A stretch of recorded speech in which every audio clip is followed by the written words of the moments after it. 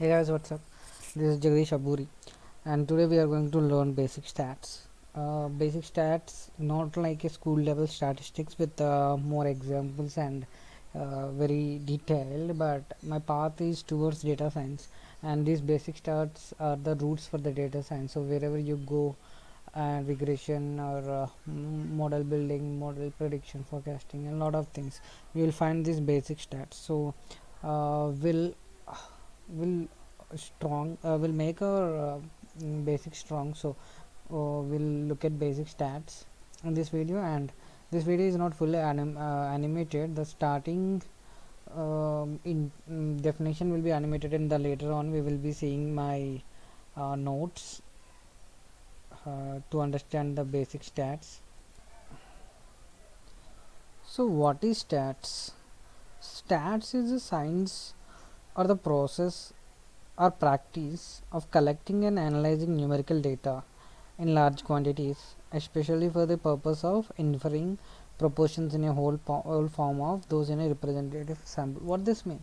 So, statistics is nothing but you collect some data which happened past, and you make some maths around it, and you come to conclusion or you come to summary.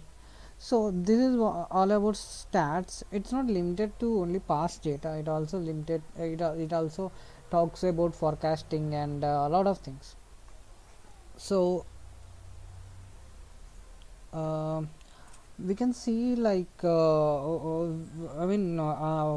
understood what is stats mean, and we look into basics of stats now.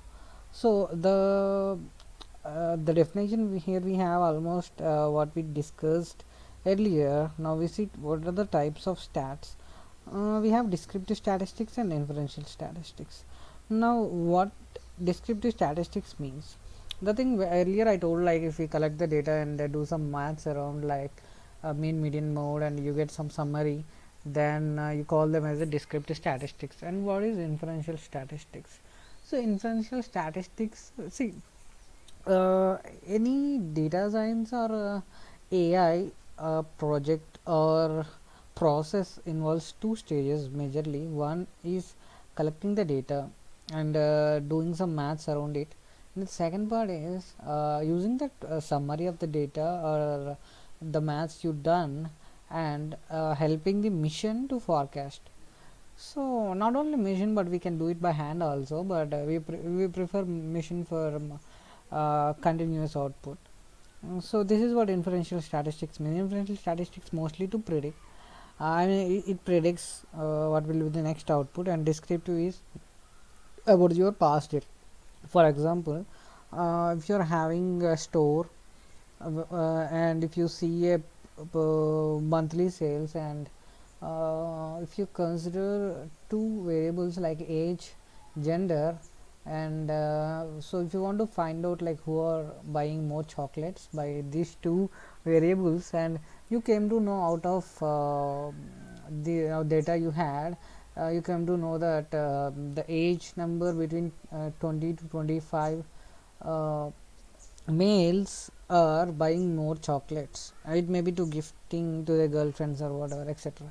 So if you want to buy your essentials next time, you will be getting, of course, chocolates in larger quantities, because this is the product which is selling more than all the items you are having now. So this is how your descriptive statistics works, the collecting data and summarizing their data, all about descriptive, and the inferential, like this is what getting sold, and you go and get it. This is called inferential statistics or forecasting the data. Now what is central tendency? Where we get the central tendency? In descriptive statistics we have measurements of central tendency and measurements of variability. We'll see what is central tendency. How to measure the central tendency? We have mean median mode, and I think you are aware of mean median mode. We'll talk about measure of variability later. What is central tendency?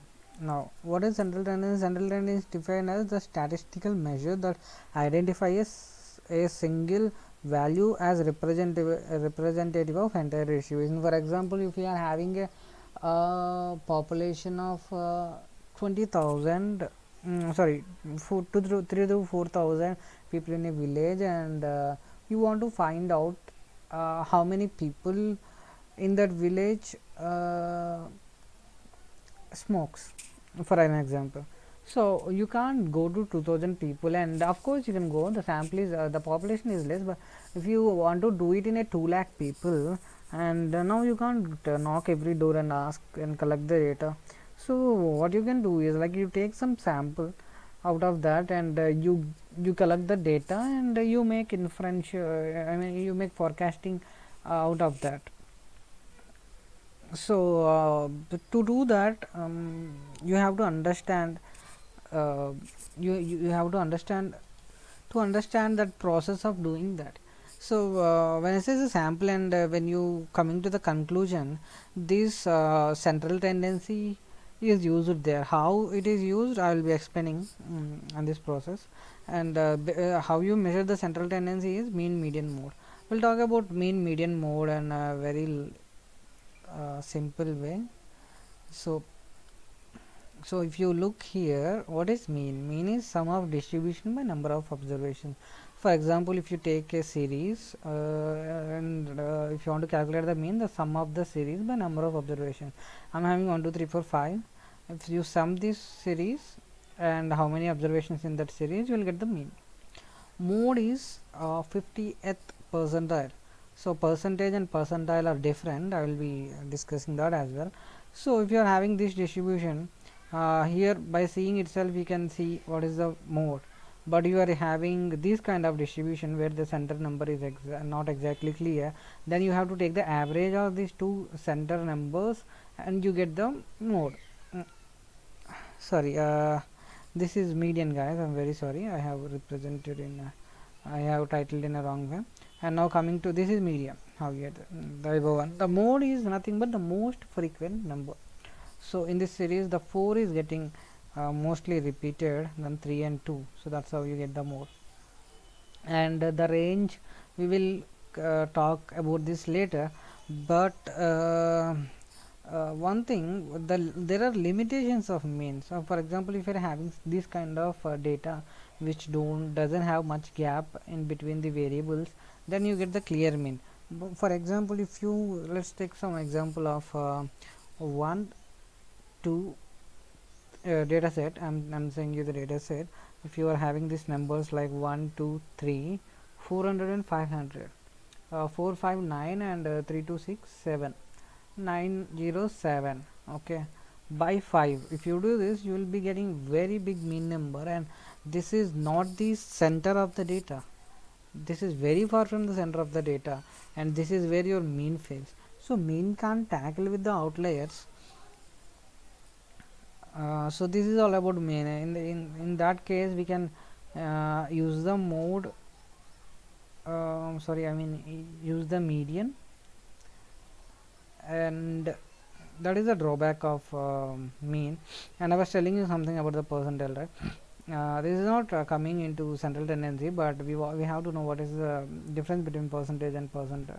So the percentage, you know, right? Percentage is obtained if you are taking if you are calculating the percentage of score in a class or marks. So how you do that? Obtain marks, whatever the marks you obtain, by the total marks into 100. This is how you get the percentage. If you want to get the percentile, total marks, you need to have total marks, total students as well. So there you don't need total students, you just need the total marks you got, sorry, marks you got in the total by total marks, and multiplied by 100. That's how you get the percentage there. Here the percentile mean, so if you got the total marks of 100, okay, and you are the topper, yeah, total marks is 100 and you got 90 out of that 100, so you are the topper, no one is there after you, so you are having 90. So the formula is like people behind you, how many people got more than 90, it's how many people got less than the 90? It's no one got. No one got more than 90. So the if a class is having 100 students, 100 by the total also 100 into 100. You are the topper there because your percentile is 100th percentile. Percentile just states that how many people are there behind the particular number and how many people are there, or not the people or the data points also. You can say how many data points are there before and after that particular number. So this is all about mean median mode in the short range. We'll talk about this dispersion in my other video. So this video is getting lengthy, so we'll continue in the part 2. And thanks a lot for watching, guys. Wish you have a good day. Bye.